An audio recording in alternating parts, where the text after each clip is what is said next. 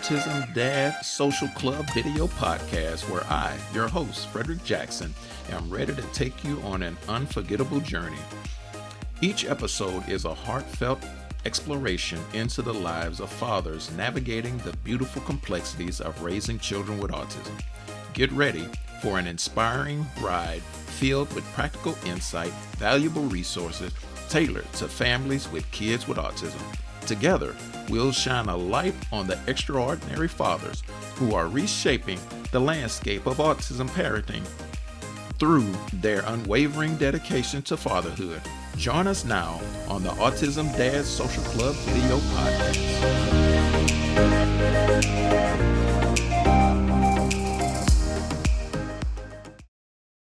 People in every room, we have to, know everything, but it takes a genuineness of a man to be able to raise their hand and say, hey, I need community.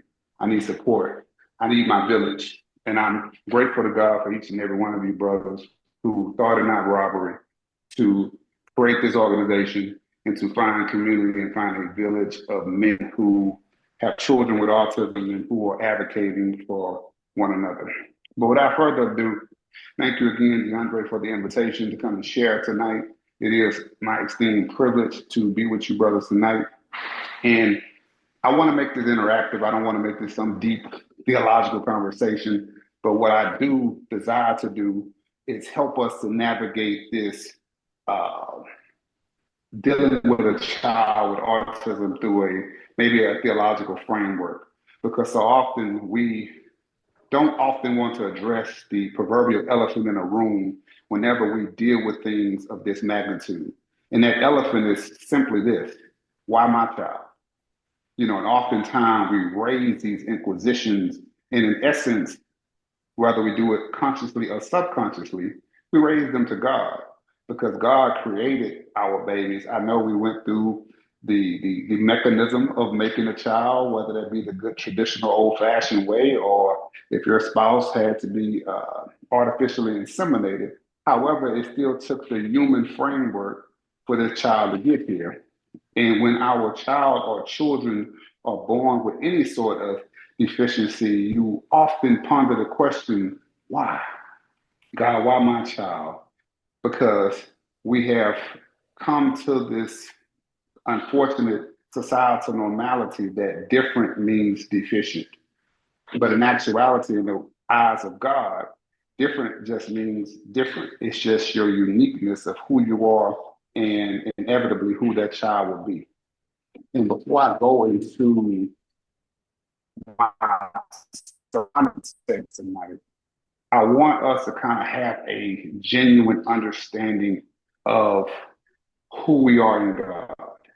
Because if we take God or take the differences of our child or children in their autism and think that they're somehow punished or somehow looked upon negatively by God, we are feeding into a narrative that puts these superficial, artificial things on people because of their own ignorance.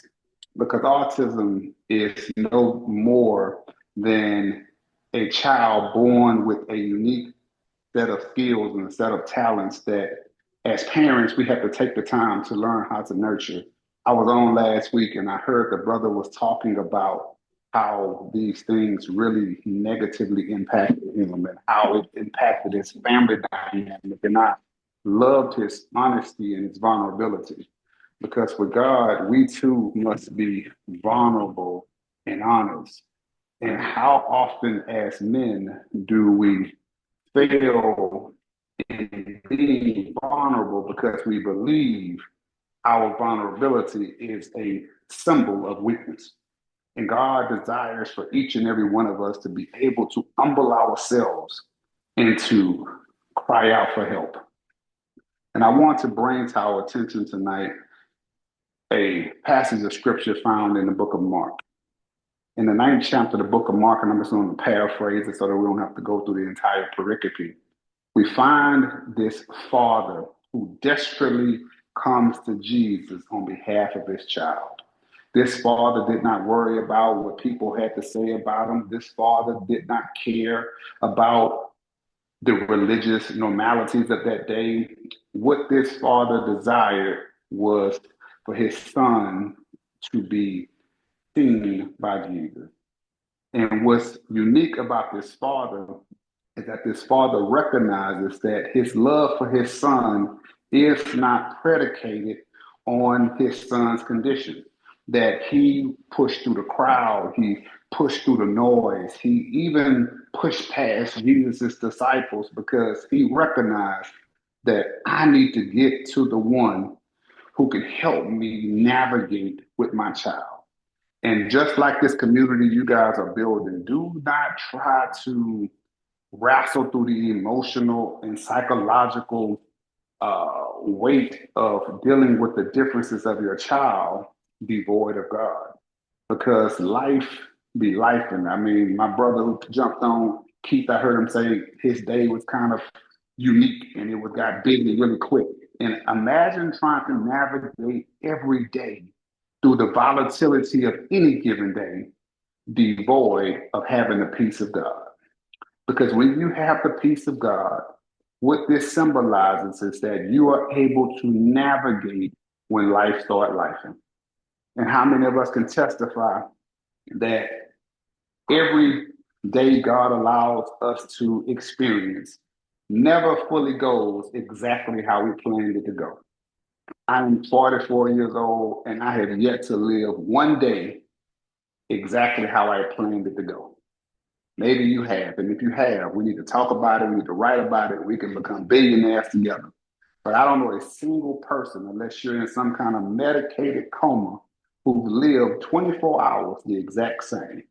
So what that symbolizes to me is that we need something that is stable, that is an anchor that can help us to navigate our lives. And brother, as you navigate the uniqueness of your babies, having God as your anchor will help you to deal with the stress and the strain of having to navigate the differences in the uniqueness of your child. Because you cannot ignore the fact that having a child with autism is different, not deficient, never deficient, but it is different. And just like this father in Mark 9, we too must be willing to persevere, to do whatever is necessary to get whatever we desire, whatever we need, so that we can have the framework that can help us to navigate life. And what I love about this father, brother, I want to highlight one verse of, because I'm looking at Mark 9, verses 14 through 29. And the one verse I really want us to hone in on, brothers, tonight is this. This father told Jesus, to me, one of the most organic and authentic scriptures in all of recorded in the Bible. He told Jesus, I believe, but help my unbelief. And how many of us can testify that at times in life, we too have to deal with the complexities of believing and trusting God, but in the back of our mind, dealing with the noise of, I don't know how this is going to work out. I don't know how it's going to plan out. God, I don't know if this is going to work out for me. God, I don't know how this will work for my child. God, I don't know how my child will be educated at this school. Much of what we deal with is that in between of our faith and our belief, and also our unbelief. And brothers, I desire for you and I to not be so filled with pride and filled with this bravado that we can't humble ourselves to God and say, God, I'm trying to do the very best I can to rear my child. God, I'm trying to be the very best man I can be in every aspect of my life. And God, there are times and there are moments that I experience, God, where my faith gets a little shaky. And it's okay because God can handle our frustrations. God can handle your uncomfortability. God can handle the complexities that this life gives us. Brothers, I wrote a book maybe a year and a half ago.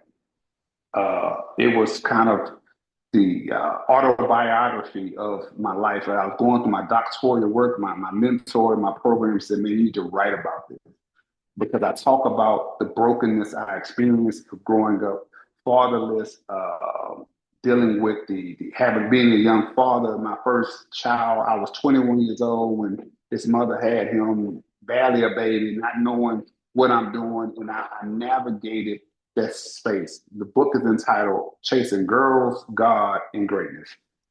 I literally got to God chasing a girl as a teenager. I ain't gonna give you this deep, and I mean, God didn't meet me in the burning bush. It wasn't some magnanimous experience. Now, God caught me in the vulnerability if He knew how He can grab me.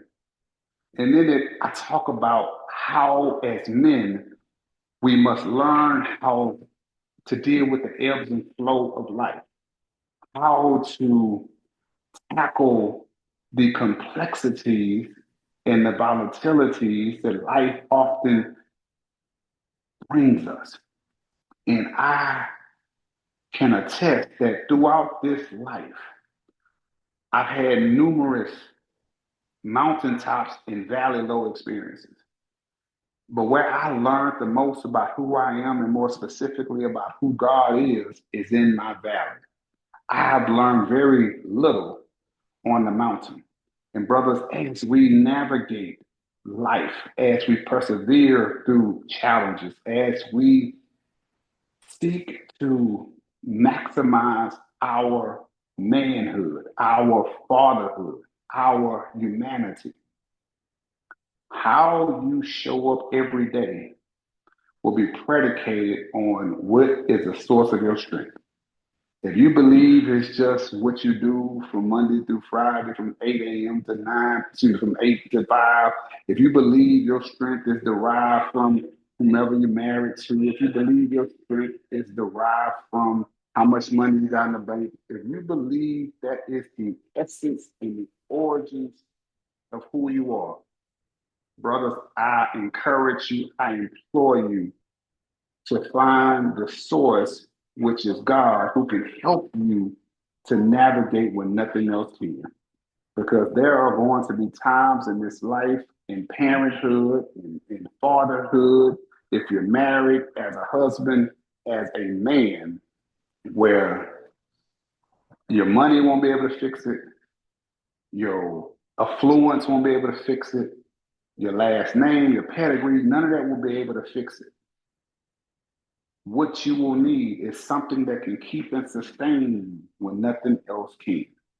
And brothers, I believe much like this father in the book of Mark, you and I must learn how to not only put our child before Jesus, but also have the humility and the courageousness to go before God boldly and to profess and proclaim what you need. Because ultimately, brothers, what we earnestly need from God is God to keep his hands on us. God, however you choose to navigate life, God, don't do it without me. God, I recognize that my child is different. God, I recognize that my life is unique. But God, let the uniqueness of who I am and the uniqueness of who my child is radiate in such a way that people see that there is God's hand all over them. That brothers, do not ever suspect, do not ever believe, do not ever allow anyone to make you feel that somehow or another that you are deficient or that your child is deficient because they have a difference. Because I believe that the God we serve does extraordinary things through the differences of people.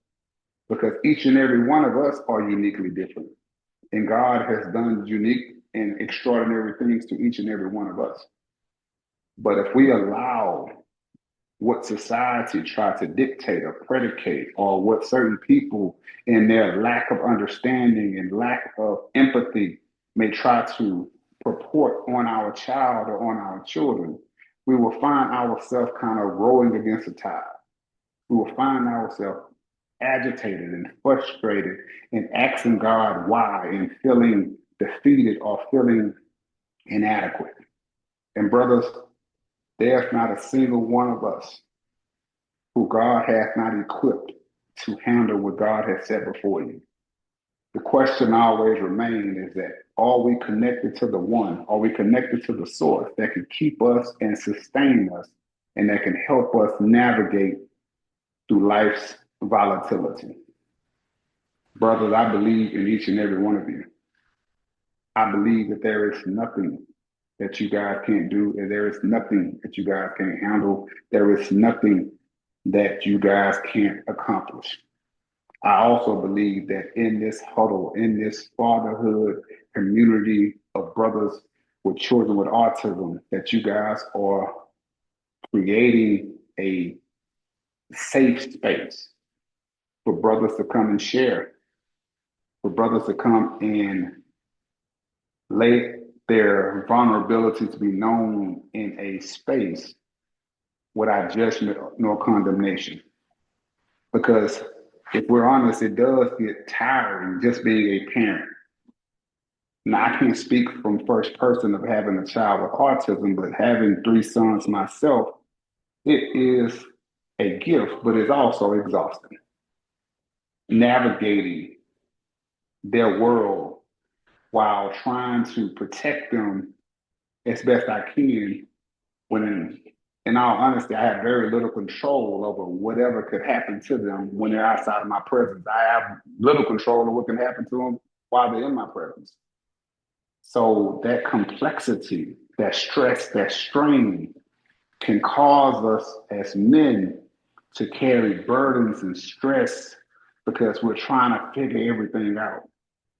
And brothers, I don't encourage any of us to think nor suspect that this is something that you must have complete and utter control over. I implore you, my brothers, learn to give your concerns, your cares, your vulnerabilities, your insecurities to God. Learn how to ask God to help you in areas of your deficiency so that you can be the best man you can be. Because in essence, brothers, in order to be the best father you can be, it starts with being the best man you can be. Because a father is just an attribute of who you are.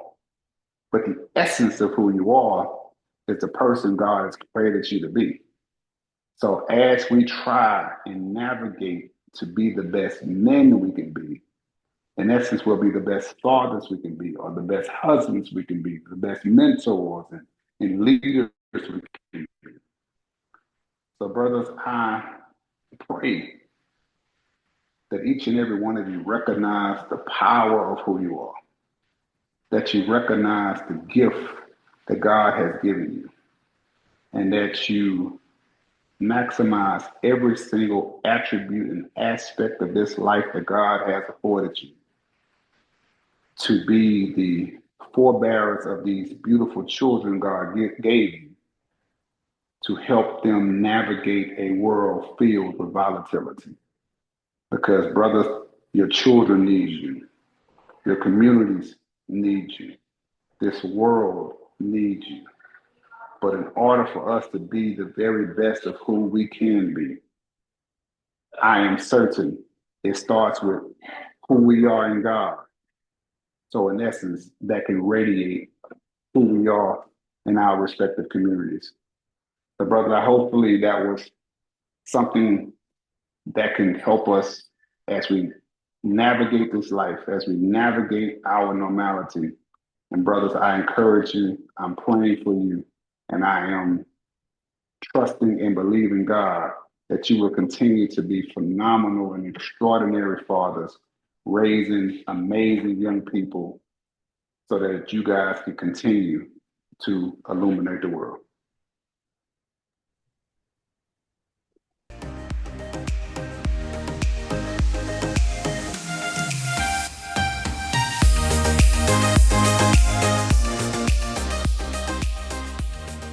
Thank Thank you for joining us on the Autism Dad Social Club video podcast. We hope you found our content insightful and engaging. Don't forget to subscribe to stay updated on our latest videos. If you enjoyed this podcast, give us a thumbs up and share it with your friends and family who might benefit from it. I'm your host, Frederick Jackson, saying until next time, keep learning, growing, and embracing the autism journey. Take care, and we'll see you on our next podcast.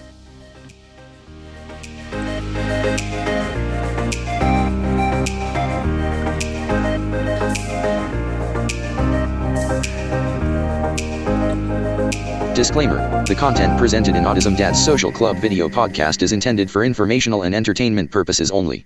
The views and opinions expressed by the hosts and guests are their own and do not necessarily reflect the views of Autism Dad's Social Club as a whole. The information provided in this podcast is not intended to substitute professional advice, diagnosis, or treatment. Viewers are encouraged to consult with qualified professionals regarding any questions or concerns related to autism or parenting.